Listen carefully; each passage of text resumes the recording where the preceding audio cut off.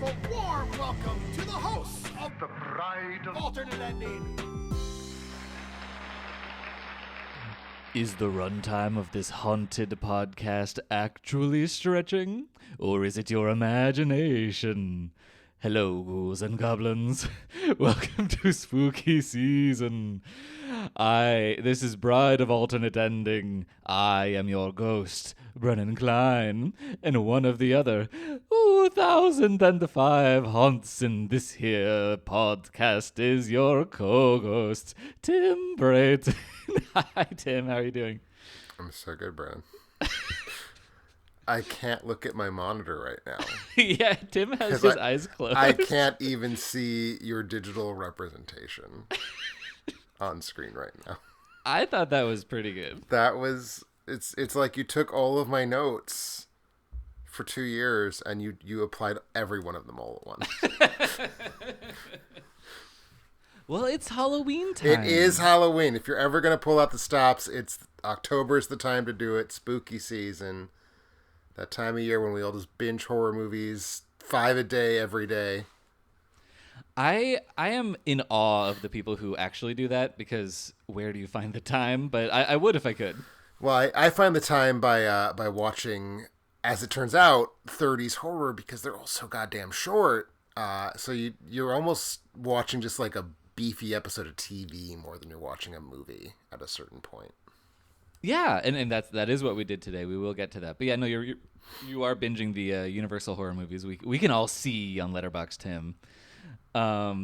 It's like the glass wall of your movie shower. We can just stare right through and see everything that's going on in there. I mean, I guess it's October, so the fact that you made me feel really creeped out and gross when you said that works. And is on theme. Yeah.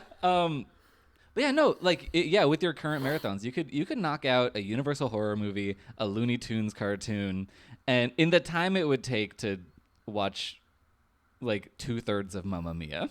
That's the thing. Like, I have this list of what I'm watching every day just so I don't lose track. And like, on a busy day, because of how short all the content that I'm trying to stuff in there is, I'm still like halfway through a Marvel movie. And I've wrapped up my 7 things for the day.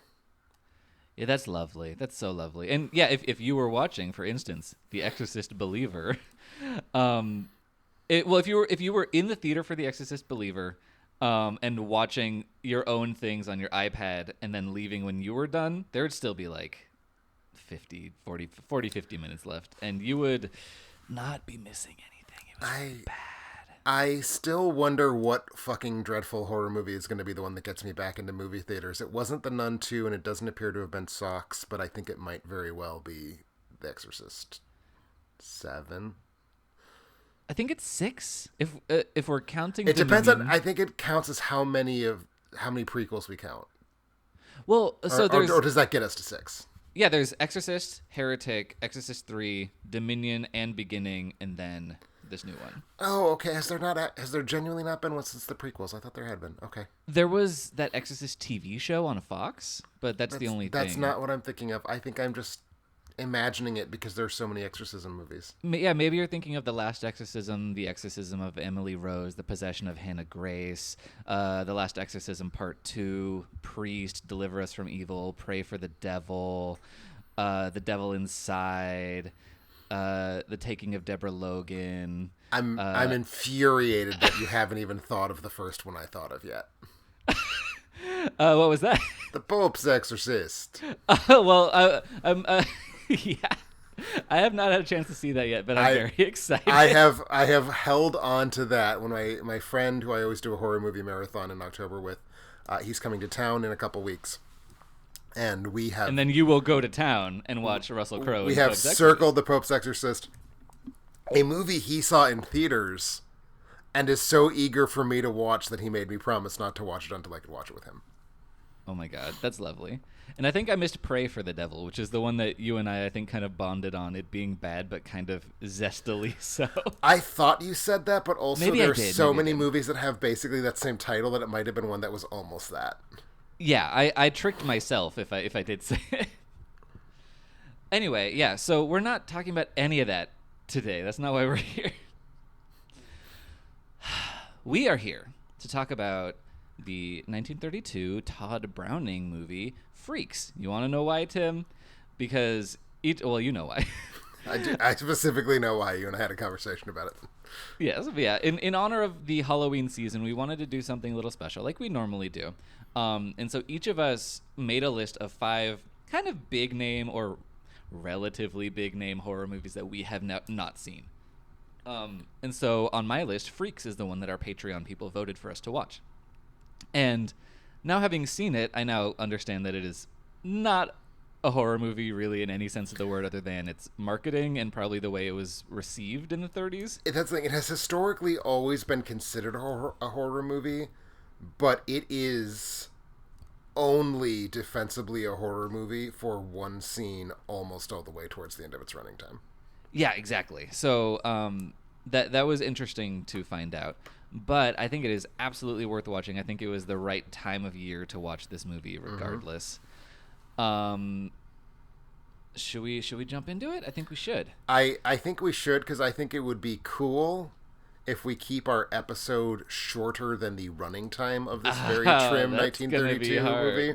And we've already spent like 19 minutes talking about Exorcist films, so we're already at a deficit. But let's see what we can do. That's true. Well, sometimes look, I don't get the. I'm not always on the pass the popcorn kind of worth mentioning. So sometimes I have to vent my spleen about something stupid I had to sit through in theaters. But yes, so this movie is based on the short story, or the story, I believe it's a short story or a novella of some kind, called Spurs by Tod Robbins. I read the synopsis of said story, and it does seem to be much more of a horror focus. It definitely has a much more of a gag at the end of like this woman is being punished in a way that actually makes the quote unquote freaks seem actually monstrous.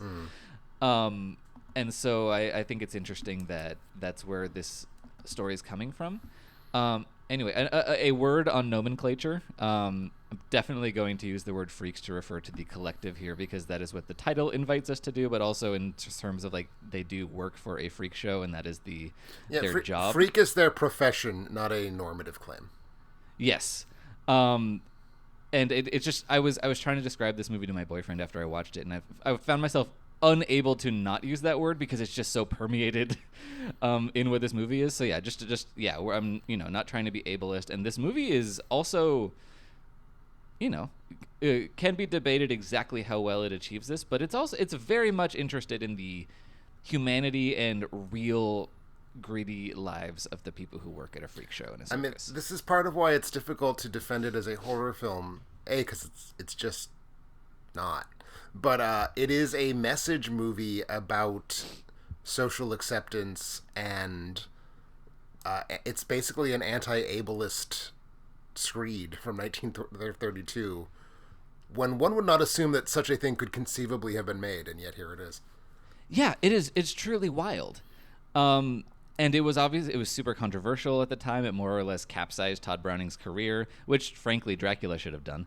But, yeah, I need to do more research. I definitely was looking into the reception of this movie, but I want to kind of dive into it more, because obviously this movie has what you might deem like quote-unquote horror effects, but it's literally just people who exist, but they're being presented on screen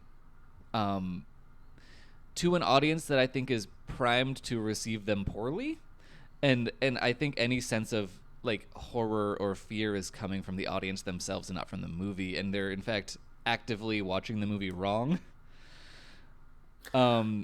That tracks with everything I know about the reception. The stories of when this movie came out are just full of anecdote after anecdote after anecdote of people being so outraged that this film would demand that they look at people with physical deformities. Like, regardless of the content of the story, no one's talking about the content, but they're basically speaking as though it's unspeakable, degraded pornography to even just like pan over the faces of these people. And you have stories about like studio executives threatening to like throw Tod Browning out of the industry. You have a very famous story where a woman sued MGM on the grounds that the film was so shocking that it caused her to have a miscarriage. Jesus.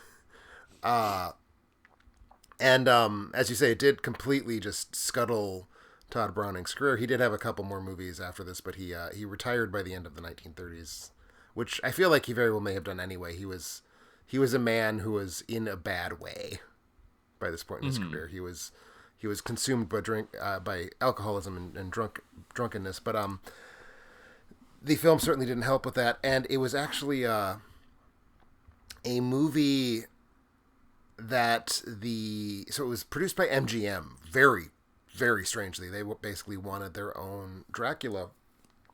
So Irving Thalberg, the head of production at MGM, basically, I think Browning was actually an MGM player. They had loaned him out to Universal. They got him back. Thalberg was like, do one of those for us. I'm going to give you a pretty free hand. You seem to know what scares the audience. So the story was selected. Browning made it. And Louis Meyer, the head of the company, apparently was ready to shut it down almost from just like reading a story treatment. And Thalberg intervened to make sure that the film could get produced. But in the end, even Thalberg was just disgusted by the film and hated it and carved it to ribbons before he was willing to release it. Yeah, and it was definitely advertised incorrectly.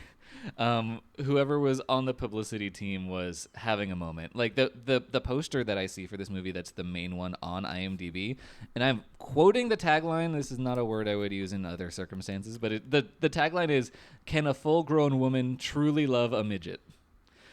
And that would seem to imply that said full-grown woman is the protagonist of the movie in some way, and not the devil. Or that at any point in the film's entire running time, we are in doubt as to her feelings. Yeah. No, yeah, that's a wild choice. But so what you're telling me here is that Freaks is kind of the Hannibal of Tod Browning's career, where like Dino De Laurentiis gives away the rights to Hannibal Lecter, Silence of the Lambs gets made, wins all the Oscars, and he's like, fuck, I have the rights still, so I'm going to make Hannibal, and it's going to be this like lurid, weird thing that kind of goes off the rails. But yeah, so MGM's like, here, have Tod Browning. Oops, he made a hit. Let's have him do it again.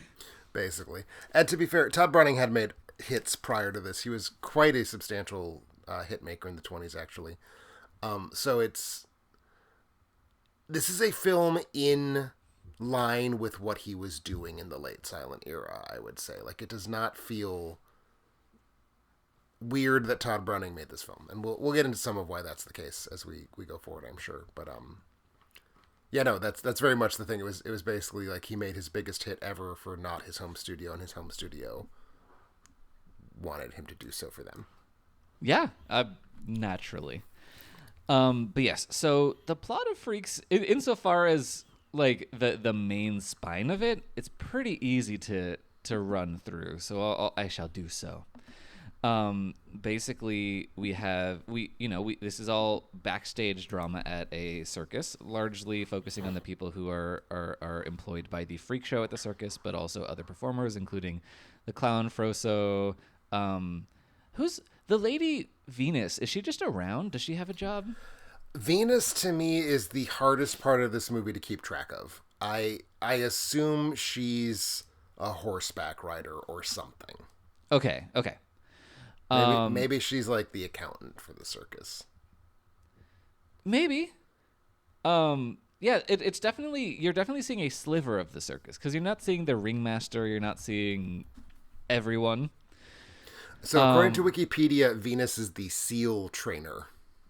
Sure. Are there any seals in this film? I didn't see any. So we will say, probably before we go too much further, need to, the premiere cut of this film was 90 minutes long. It played in New York, I believe. Beg pardon, San Diego, at 90 minutes. And the reception was so outraged and hostile that's when Thalberg cut it down to its current 63 minutes. And the missing 27 minutes of footage has been destroyed. Like it is irretrievable at this point. But presumably Venus got more fleshed out in that cut. Possibly we saw more of the circus per se in that cut as well. Yeah, that would be interesting to find out, which we probably won't ever. But while I certainly disagree with the reasons for cutting it, 64-minute movie as opposed to a 90-minute movie, probably the right choice. This is the thing. When I watch this movie, it is not clear to me where I would have wanted that footage to go, because it feels quite well-shaped and very well-paced to me. Yes, I completely agree. I think, so basically what this movie starts off with is a bunch of vignettes. It's showing you a lot of different perspectives on the lives of the performers at the circus. How they interact with one another, how they interact with the outside world in some small cases. Is that a very rude pun? No! It's not, because I'm largely thinking of the scene where the rich man happens upon the people frolicking you are in the largely woods. thinking because you're able-bodied and Shut up. you're lording it over the protagonist. You're right. Anyway, so we're just kind of zooming in on the lives of a bunch of different people, including Violet and Daisy, who are conjoined twins, who are in the process of becoming engaged to two different men, and just kind of the minor comic drama of that. There's also there's just a bunch of different people. But basically the main thrust of the story that becomes clear about 20 minutes in, where you're like, okay, we're kind of zooming in on this is going to be the spine of what we're doing, is that Cleopatra, the trapeze artist, who we know exists because the opening of the movie, the kind of a bookending segment, is a freak show where this guy's talking up the scariest freak you'll ever see, and he's like, she used to be a beautiful trapeze artist, and you're like, okay, we're gonna learn the story of how she became something and what it is that she became. So she's a trapeze artist. She is a full-on pre-code vamp, just fucking everyone left and right. It's a great time. Eventually turns out, so she is in this torrid affair with the muscle man, Hercules, but they do find out that one of the little people who's part of the freak show, Hans, he is in possession of a large fortune that has been bequeathed to him. So she's like, well, if I can marry him and then poison him and be like, oh, it was his freakness that killed him, then I will get the money. Meanwhile, this causes a lot of distress and harm to Hans's former betrothed, Frida, played by that actor's sister, which was a choice. Yeah, the Earls, Harry Earls and Daisy Earls. And apparently the script called for those two characters to be sort of much more explicitly a couple. And then when they cast a brother or sister, they were like, well, even in pre-code Hollywood, we're not going to do that. And they kind of pulled a lot of that out of the script. Yeah, no, and I'm honestly surprised that they did. But this is a movie that, because I think if this was a movie maybe not made by Tod Browning, they would have been like, make those little freaks kiss. Like, they wouldn't care because they wouldn't view them as human. But this movie is all about viewing them as human. And so it's nice to see that at least two of the actors were respected as human beings in that way. Also, it is a story that's been repeated enough times that I think it's probably got some truth to it. Harry Earls was the person who found the story and put it in Browning's path. It's like, hey, make this movie and I'll star in it, basically. Because they had worked together. He was one of the title characters in The Unholy Three, which is basically a heist film about three circus performers, one of whom is Lon Chaney Jr. or Lon Chaney Sr. Is it good? It's pretty good. Okay, I might have to check that out. I am a big old fan of the Browning Lon Chaney movies, of which there are several. Okay, awesome. Yeah, I will keep that in mind. But yeah, so that's kind of the spine of the story, is that she is infiltrating her way into his life. He's very lustful towards her, and she finds it very easy to ensnare him in her net.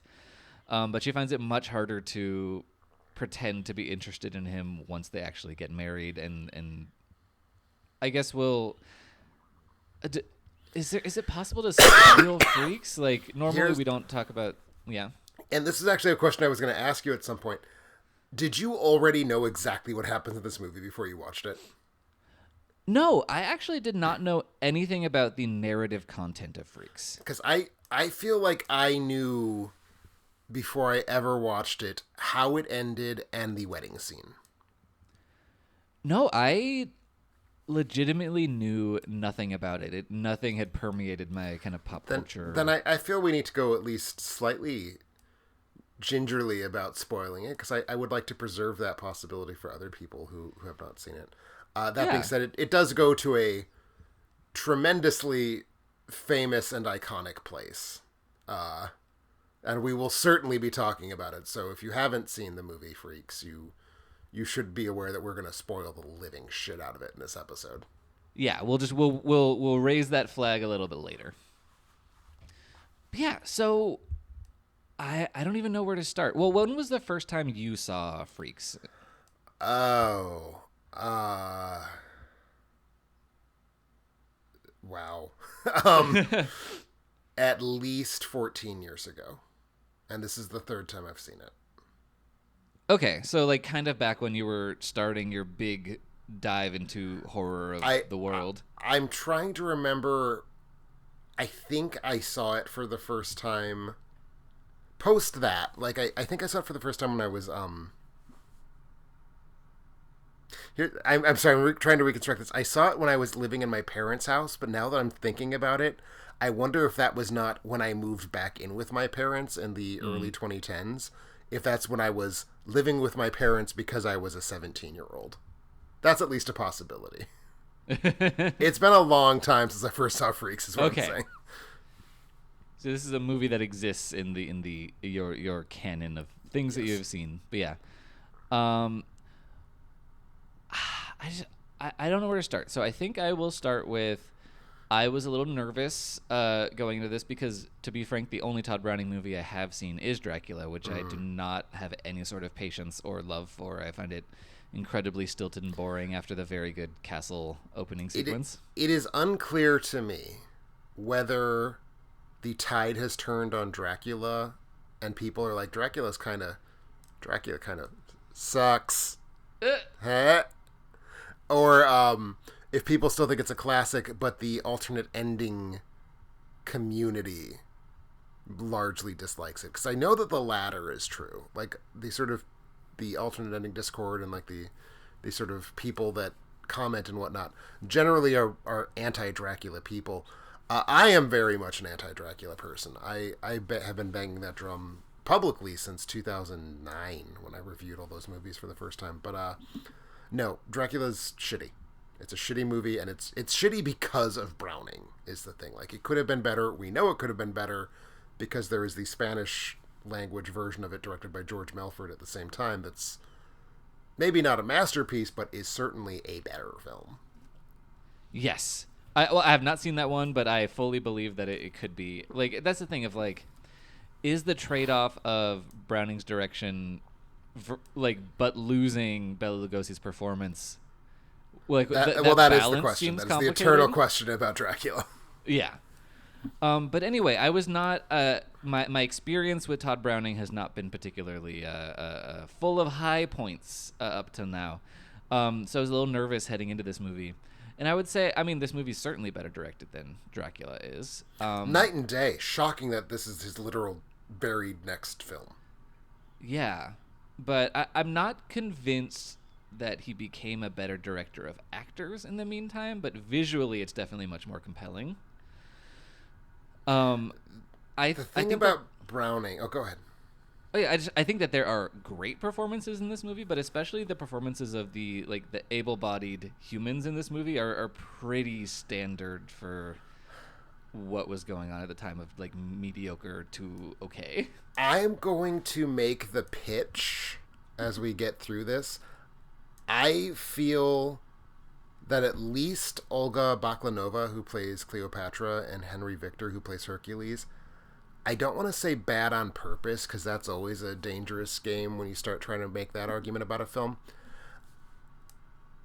I think they have been invited to give their performances in a melodramatic pitch that the likable characters are not, and I think that is a strategy. And I think it's a strategy that actually plays out for the film well. Yeah, and I will allow it that because, well, let me. I guess I'll talk about the thing that helped me realize why I like this movie, because I like this movie a lot. When I originally dropped my review on Letterboxd, I gave it 3.5 stars, and I fully admitted that I was waiting to see if I wanted to give it that extra half star to make it 4 stars, which I did do. But the thing that clinched it for me was chewing on the movie and thinking about it, thinking about the way it presents its characters and the way it presents the world around it. And I was really digging into the idea that we don't ever see the freak show. We don't see them at work. We don't see people staring at them in goggle-eyed terror. We don't see the humiliating, degrading things that they are forced to do on stage for money. And then I really like that. I like the idea that we are only seeing them backstage when the veneer of performance has been completely drawn away, and we're seeing the true things in their lives that make them tick and that make them human. But then I remembered, wait, we do see the circus at one point because we see Cleopatra on the trapeze. But then I was like, wait. Well, first of all, because the whole point of this movie is that Cleopatra and Hercules are the freaks. They are the people who are twisted and malformed and don't have souls and are trampling all over people. But the fact that the only person we see performing is Cleopatra makes a lot of sense, because she is constantly performing. She is always lying to someone or tricking someone or seducing someone. And I think that filmmaking choice really highlights that. And that's what really clicked it for me, where I was like, okay, extra half star, happy star. Congratulations. And to that end, I think that the performance choices, like you said, they also service that divide. So I'd be willing to believe it was on purpose. And that's part of it. And I hadn't really thought about it in exactly those terms. And I'm curious now, not that we'll ever know. I wonder if that's just a very happy relic of the cutting, and if we did actually see some of the freak show, because it's correct that we don't. And correct in the sense of you're right, but also it is appropriate and good for the film that we don't. Yes. One of the things that really just astonishes me about the first half of this movie, especially before the wedding. After the wedding, it sort of begins to pivot into this very hot melodramatic mode. It's a really, really naturalistic film for its opening act and change. And any film from 1932 that is naturalistic is already doing things. Naturalism didn't exist as an aesthetic choice in 1932. And I think there's a really concerted effort here to have all of the members of the cast who do have some sort of physical condition to really emphasize, nope, they're just people. They just think and act and talk like people. There's nothing remotely interesting or not interesting, but there's nothing remotely compelling or different or weird about them. They're just folks. And so we get these really just hang out, shooting the shit about our work, discussing strategies for putting on a show, all in this very casual vibe. This sort of, I just used the phrase hangout, but that's kind of what it is. It's a hangout movie. But the people we're hanging out with are carnies and the stars of a freak show and various hangers-on to a circus. So it kind of becomes weird to see it because we just don't see this world, but there is no part of this that is overwrought in the acting or the staging or anything. It's just very everyday. Yeah, and that was fascinating. And that's why, it took me a little bit of time to find purchase in the movie, because it just kind of swirls around looking at things for a long time. But I think that a lot of my experience of this movie was in the first 20, and in some cases the first 30 minutes, there were certain things that I wasn't quite understanding or clicking with that eventually it's kind of like when you're staring at one of those magic eye drawings and your eyes cross and you suddenly see the image. Everything that I wasn't sure, like that I was enjoying watching but wasn't sure what I was getting out of it, suddenly clicked into place, and I was like, holy shit, this is exactly what they're doing. And that's a thing that as a first time watch, I was like, is the whole movie going to be this? Like, cause that's fine, but I don't know how I feel about it. But then you're expecting a 30s horror movie, not a Robert Altman picture. Yeah, exactly. Because again, that's how it was sold. So it just it took me a little bit to slide into the groove of what we're doing here. And definitely once it becomes a pre-code lurid melodrama, then it's like, okay, we were setting the stage for what this is, and I could finally kind of put all the pieces in place. We were creating a very distinct aesthetic that would then get interrupted and, in a sense, violated by the arrival of like conventional 30s genre material. Yeah, exactly. And that totally works. But another thing that I think felt that same way, where I was having a little trouble at first, was so the performance of Frida. It was, what was her name? Something Earls. Daisy? No, it was Daisy Earls. Okay, yeah, so there are two Daisies in this film. Yes. Okay. Great. Yeah, the performance of Daisy Earls, because she's definitely, they're a pair of German siblings, and she's definitely struggling a little bit with the English language, and with delivering lines in like a naturalistic way at first. Like she has a lot of pauses. And there's a lot of people in this movie. I mean, Cleopatra's lines are very thickly Russian, and there's a lot of European accents going on. There's a lot of European accents plus acting choices that were just not totally working for me.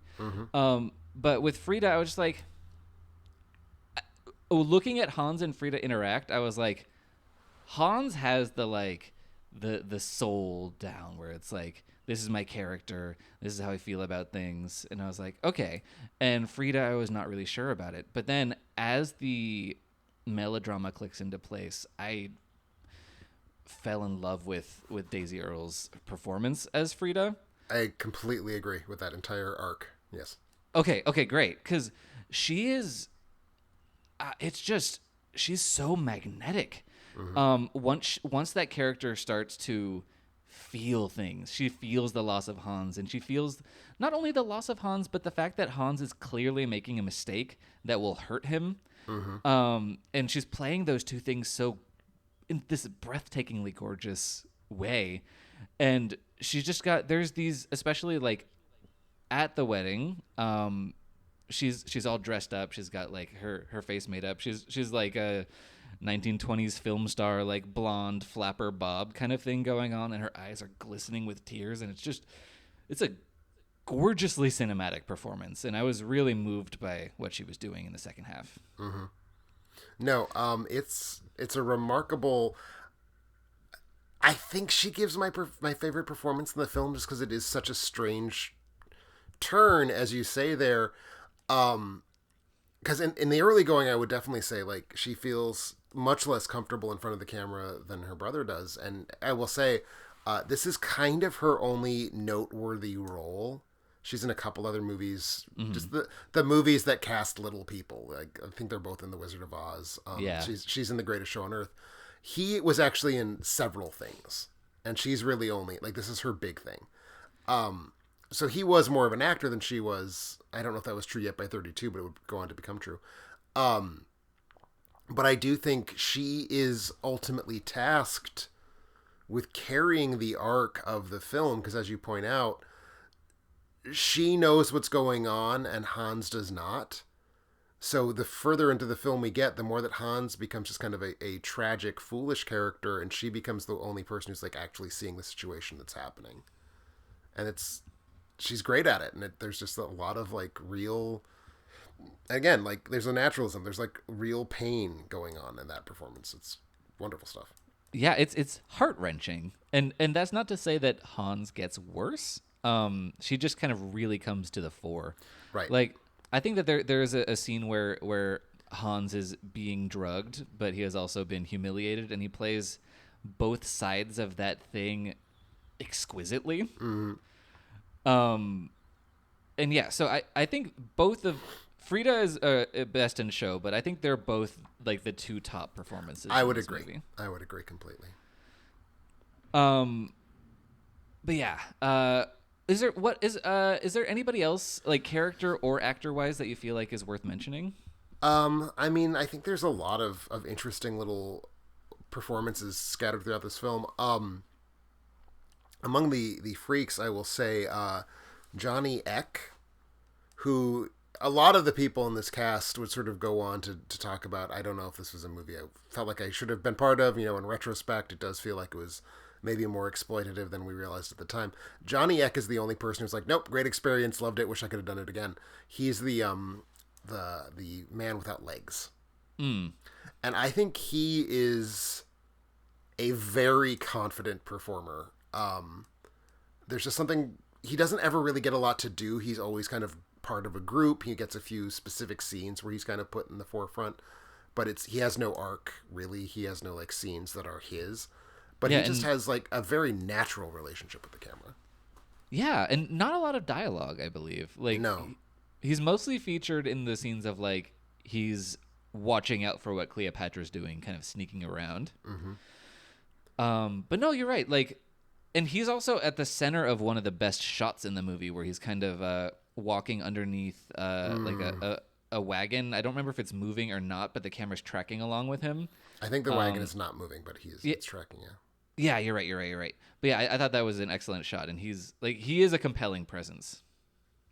Yeah, no, he's quite good. And then I would also I would like to give a shout out to Schlitzie, who is the actor with microcephaly. Yeah, something like that. Yeah. What were you gonna say? No, you're good. Oh yeah, no. He was, I think, probably the best known member of this cast. Maybe the Siamese twins were the conjoined twins, but one hesitates to say, like, on the freak circuit, he was like kind of well known. Like if you followed that in the 30s, you went to all the freak shows, because I'm sure I don't know, people did. He was like a big-ish deal. They clearly did. I mean, they did. That's the premise of the movie. But he apparently just got so into it, and part of his condition was that he mentally never progressed beyond the level of like a 4 or 5 year old. But so you've got like this adult 4-year-old who's on a film set having just a huge blast, hanging out with actors and like being on the MGM a lot and getting to see how a movie gets made. And I feel like you can kind of feel that in the performance. There's just like a kind of big enthusiasm in what he's doing on screen. So I would also, give him a little shout out as being just a really good screen presence as well. Yeah, and he's highlighted in a very good scene with Froso the clown, where Froso's just kind of hanging out with Schlitzie, and because Schlitzie the character I believe is female, but the actor is not. If that's it is difficult for me to tell whether the character is meant to be female or if it's meant to be part of what's freaky about him is that there's a kind of weird gender bending. Yeah, I don't recall. Maybe I was just making assumptions, or maybe I heard a pronoun or whatever. Because that's also something that was like true of Schlitzie, the person's like stage thing. They kind of played up that. Okay. Yeah, I don't know. Then yeah, maybe I'm not sure, but I don't know. There's a good moment there.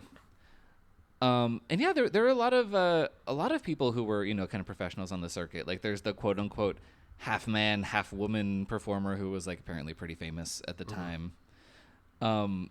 Which was an interesting presentation. I was reading a little bit about how like circus performers would make that happen, because it's the idea of like, I'm split down the middle. My right side's a woman, my left side's a man. Like some of those people were intersex, but they weren't showing off their genitals. And the physiology of people doesn't work like that. So it involved a lot of like, you would work out the muscles on one side of your body and let the other side kind of atrophy. And I was like, it sounded really interesting and like probably not a very healthy thing to do to one's body. I mean, I feel like whatever we can argue about this culture and what was going on here, I think we can safely say it was not healthy for the people who were doing it professionally. Nope. Yeah, I think that's probably safe. Yeah, what else? Let's see. I really like the title card where the hand rips it. I'm always such a sucker for like any title card that becomes like a physical object within the movie, like The Thing, either version of The Thing, where we like see it burn from behind. I get off on that. So the Freaks title card is for sure. Just makes me feel really good inside. It is a glorious thing. And actually, the movie, you can tell me if this is genuinely unusual or not, but it did not start with a credit sequence. That's the only thing you get before the movie starts. Is that common? That's correct. It is not common. It is very uncommon at this time. Yeah, I hadn't really thought about that in those terms, but you're right. It does not start with credits, and I think it does have some credits at the end. It does. Yes, it does. Yeah, just that's something that struck me all of a sudden just now. Yeah, what else? Is there something about this movie that you think is bad or less good, or just something that we haven't touched on that just you weren't vibing with? I think there are certain limitations to the plot. Like, it's still basically a melodrama about a wicked lady who's going to poison her husband for his money. And, like, the setting gives it novelty, and I think even just the circus setting would give it novelty, without the cast. But there is very little interesting about the story, per se, to me. Yeah, I think that's right. I think, like, I was never that interested in Cleopatra and Hercules. I was only interested in how Hans and Frida react to them. And that goes back to my sort of argument that I think there's a deliberate broadness and even badness in their performances. Deliberate or not, they're still giving kind of awkward performances that I don't really enjoy watching.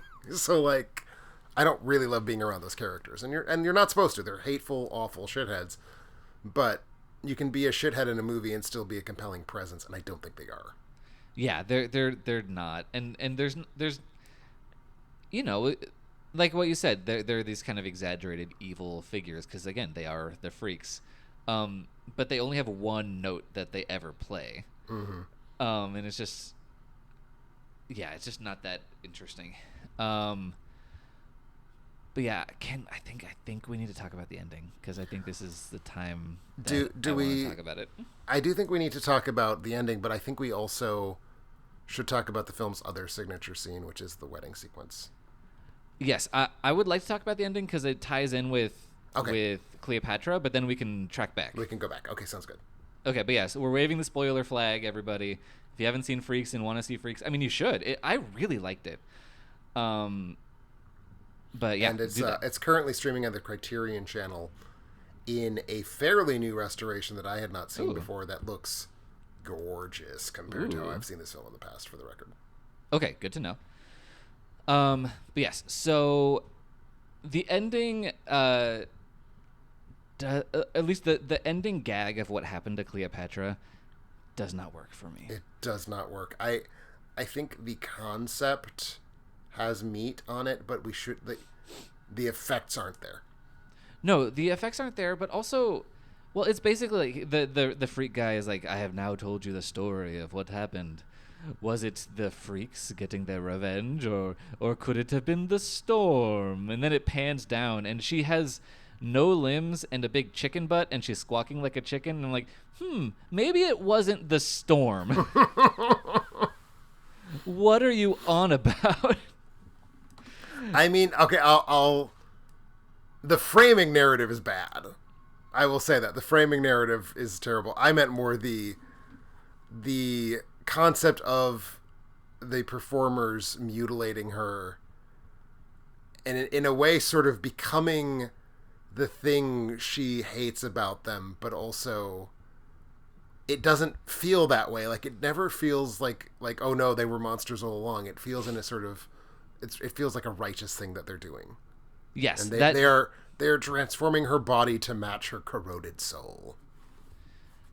Yeah, which I guess also does kind of it's hard to read that in a way that doesn't undermine the rest of what the movie's doing a little bit. but also any minority group, you can't be perfect. Someone's gonna really rub you the wrong way so hard that you do want to cut off their arms and legs. Yeah. And power to you. But I think the bookending segment works in the sense of, again, she is the only thing being shown in a freak show in the movie at any point. But yeah, the thing that ultimately happens to her and the way that it looks is very stupid. Yeah, no argument there. It is a terrible, terrible effect. Arguably an effect that's so terrible it undermines what they're trying to do with it. Because it's really bad makeup. Like, particularly the her eye was gouged out effect looks just shitty. Yeah, that's a bit of a bummer. But now it's time. Now that we're past the veil of spoilers, we'll go back to the wedding scene, which is... Well, actually, I want to put a pin in because we're not done talking about the ending first. Sure, great. There are multiple endings to this film, and I'm curious which one you saw, and I think I know based on how you just talked about that. Okay. In the version you saw, was the last image her in her chicken form? So I saw this a couple days ago. Was there a whole ass scene after we see her as a chicken? Yeah, the scene where Venus and Froso and Frida show up at the mansion that Hans lives in, that comes after, doesn't it? It does. Okay, then I saw that, and I think the last shot was Frida and Hans reuniting. I was more asking if you'd seen the final scene. That scene is not in every cut. Oh, okay, I did see that. Okay, yeah, I don't know if I like that scene. It feels very nice in a way that this is not a nice movie. I don't know that I agree with you. I think it's, for the most part, nice towards that ensemble, and I think it wants them to be happy, and I wasn't mad about it. It's not a great scene, but it didn't rankle with me. But we also haven't talked about the scene where the characters are stalking Cleopatra, which is the only time this is actually a horror movie. Yeah. Yeah, that's the thing. I mean, it's really complicated because it's like, I think the thing that makes it a horror movie is like, oh, these freaks are crawling toward you in the mud really slow. And then that, like I said, that felt undermining to me a little bit, the way that they were framed there. See, I don't know that it feels that way to me because it feels like we are not scared for Cleopatra. Like we want this to happen to her. And I guess you're right. I feel it almost is staged more like a heist movie where we're watching how they're going to execute this plan without getting caught. That's true. That's a good point. Yeah, well, that's that a being said, complicated thing that I just don't feel like I can speak to very well. That's fair. I mean, because it is certainly staged in a very terrifying way. The lighting, the camera movement, all are telling us this is a very terrifying, stormy, scary moment, right? Yeah. So there's definitely some argument to be made that it is lurid in a way that nothing has been lurid up to that point in the film. Yeah, but and then that one scene, it does justify anyone putting it on the horror shelf, because if it didn't have that, it would just be a melodrama. Absolutely. And I'm not saying it needed that. I mean, Cleopatra needed to be revenged upon for sure. Yeah, I don't know. I have complicated feelings about that. Sure. It was a decent scene though, just in terms of construction and horror atmosphere. Sure. I mean, other than the fact that it's not a horror movie and it suddenly becomes a horror movie for one scene, which is weird, I do quite like the scene. It works for me. Yeah, that's fair. I guess we kind of flip-flopped on which of those kind of like three ending scenes worked. But are we talking about the wedding now? Let's talk about the wedding. Let's talk about the wedding. Okay, because it's so...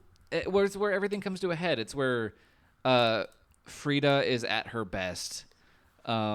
Just being gorgeous. Just like full-on Greta Garbo crying into the camera at the end of the table or whatever. But it's so it's so humiliating. It's so dark. Because so it's the wedding reception after Cleopatra has married Hans, and she has already given up on even pretending in the slightest that she is interested in him romantically or physically or anything. She literally kisses Hercules in front of him. But the freaks around the table are doing this very sweet, if slightly off kilter thing where they are accepting her into the group by chanting like "one of us." It's like, and they say like "gooba goggle," I think. How exactly that should be transcribed is a matter of long-standing controversy. The Ramones, who quoted it in one of their songs, called it "Gabba Gabba," Gabba. I've seen it as "gobble gobble," like the noise we sort of a cartoon turkey makes. Lots of possibilities for how to transcribe that. It's got G's in it. It's got B's in it. That's about the best we can say for sure. Yeah. And I will say maybe this is just the version that I had, and I am not laying the blame on the feet of the filmmakers at all, but however I watched it, the audio was a little muddy. Okay. So I did have to put on subtitles just to, between the accents and the muddy audio. I was just like, Jesus, okay, let's. I gotta have some help, even just in the dialogue scenes. I was like, what the hell is Cleopatra saying? I don't know. But yeah, so that probably doesn't help with this controversy here. But yeah, they're trying to accept her, but she finally, because that's also part of the chant. We accept her, one of us. Yes. You're right. And it's very sweet, and they're all coming together, and obviously she is not worth the trouble. It's such a great moment. And this is the scene that I think was kind of central to the film being rediscovered. It was kind of found in the 60s when there was like the first time you could have such a thing as like a film cult, like a cult film. Yeah. We didn't really have the language for that before the 60s. So it was rediscovered. It's sort of had its current reputation ever since that happened. But this scene, I think, was really crucial to that because there was this reading of it as being this kind of countercultural moment. But so I feel about this scene that there's such dark irony in it because the film is about accepting these people that we are calling freaks, and it is trying everything it possibly can for its first 40 minutes to just absolutely not even like make a show of the fact that it's treating them as people with dignity. It's just doing it. And so it's like this plea for acceptance basically. And so they start chanting, "We accept her."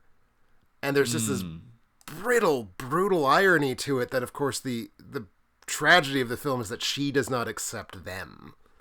And they do not recognize that because they are just too good of people to realize that the kind of evil she represents exists. Yeah, it's brutal because she does talk back to them. She's like, "I'll never be one of you," like that kind of thing. I think your Olga Baklava accent is on point. Thank you. Thank you. But she's also getting Hans drunk because she has dosed the wine, and she is, like I said, kisses Hercules in front of her new husband on her wedding night. And she's like, "What? You have a problem with other men? You're jealous?" And then she like forces him to ride her shoulders in a piggyback ride, and he's basically just being carried around the table in a circle and just totally slumped, both from being drugged but in just utter humiliation. And it is devastating. It is a heartbreaking scene. I find it to be a very just unbelievably sad sequence. Yeah, because it's the rejection of the freaks as a collective, but it's also the revelation that she did not marry you with any sort of pure intentions, and you are just a plaything to her, and what you thought was love has been ripped away from you on your wedding night when you're supposed to be, at your happiest, and it's devastating. And like I said, and then after that, there's the moment where he's like, I believe he apologizes while he's passing out. I think so, yes. For getting mad about her kissing Hercules, and just kind of like the way that he feels like he's done something wrong to her by being who he is, and also might be dying. It's exquisitely performed and just really heartbreaking. Good stuff. Yeah, it's good stuff. I didn't think I would be this affected by a Tod Browning movie from 1932. Not that movies of this vintage can't make me feel. Like, I will cry at Bride of Frankenstein multiple times. But like I said, I did not have the faith in Tod Browning, and he proved me wrong. It's hard to have faith in him based solely off Dracula. I will say, and this goes back to something that you said way, way back when, Tod Browning as a director of actors, up or down, Tod Browning was a good director in the 20s, and like he worked multiple times with Lon Chaney. In The Unholy Three would be one of those films. The Unknown. I'm drawing a blank on at least one other big one. He directed a film that I am just crazy about from 1920 called Outside the Law with Priscilla Dean, who's not an actor I know of outside of that film, but phenomenal performance that he pulled out of her. So in the period when he sort of was making his name, really, really sophisticated storyteller, got some really strong, powerful performances out of his actors. So like Dracula is a misstep for him. Like it's not like that's the level he was at. Like he fucked up when he was making Dracula. So in that respect, this feels much less like a weird pivot in his career to me. Though I think it is certainly a pivot in his sound period, because I know he made more than 3 sound films. He made like at least a half a dozen or so. But Dracula, Freaks, and Mark of the Vampire are his only sound movies I have seen. Dracula, I don't think is good. Mark of the Vampire is like fully awful, I think. People like it for some reason, but I think it's terrible. Well, that's good to know. So Freaks rises above that considerably. For sure.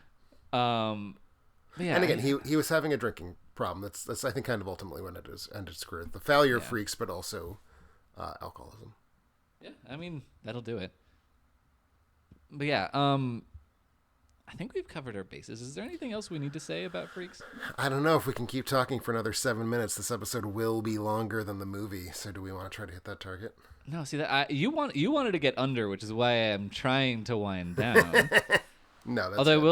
I will say there's a very pre-code erotic moment where she's getting a massage from Hans and just moaning erotically. It is that is a moment from 1932 where you just go, oh, I love that they were allowed to do such things.